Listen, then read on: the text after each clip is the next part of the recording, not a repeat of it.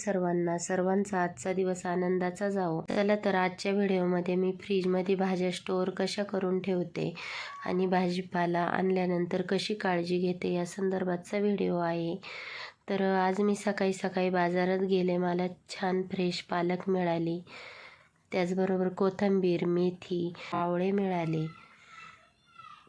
त्यानंतर वाटाणा घेतला, टोमॅटो, गाजर, बीट आणि आलं, वांगे, वालाच्या शेंगा, फ्लावर, भोपळा या सगळ्या भाज्या मी घेऊन आले. त्यानंतर दरवेळेस मी भाज्या अशा प्रकारे व्यवस्थित धुवून घेते.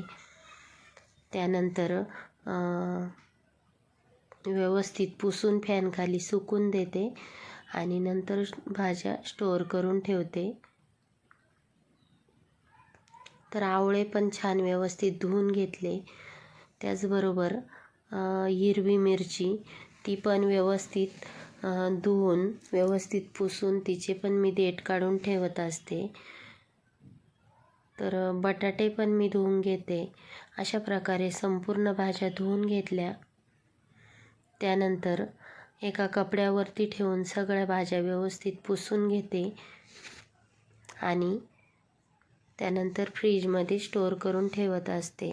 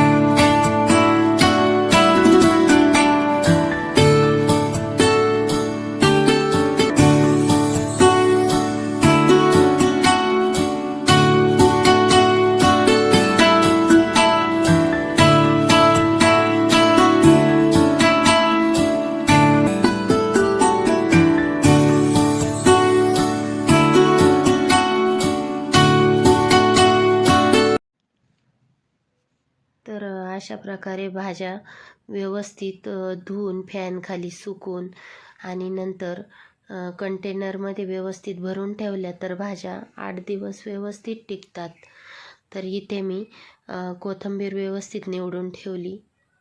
त्याचबरोबर हिरवी मिरची देठ वगैरे काढून ठेवते. त्याचनंतर गाजर, आवळे, टोमॅटो आणि वाटाणा पण मी इथे सोलून ठेवलेला आहे. मेथी थोडीशी जास्त होती त्यामुळे 2 कंटेनरमध्ये भरली आणि बाकीच्या ज्या निवडायच्या भाज्या आहेत त्या पण अशाच सगळ्या कंटेनरमध्ये भरून व्यवस्थित ठेवलेल्या आहे.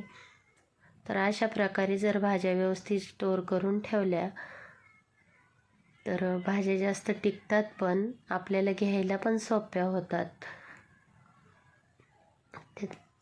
तर अशा प्रकारे भाज्या मी फ्रीजमध्ये स्टोअर करून ठेवत असते. तर त्यानंतर फ्रीज थोडंसं साफ करून घेतलं आणि इकडे अशा प्रकारे माझं फ्रीजमध्ये सामान असतं. तर इकडे अशा प्रकारे मी सर्व भाज्या व्यवस्थित कंटेनरमध्ये ठेवलेल्या आहेत. त्यात मी फुलं पण आणलेले होते पण ते तुम्हाला दाखवायचेच राहून गेले व्हिडिओमध्ये.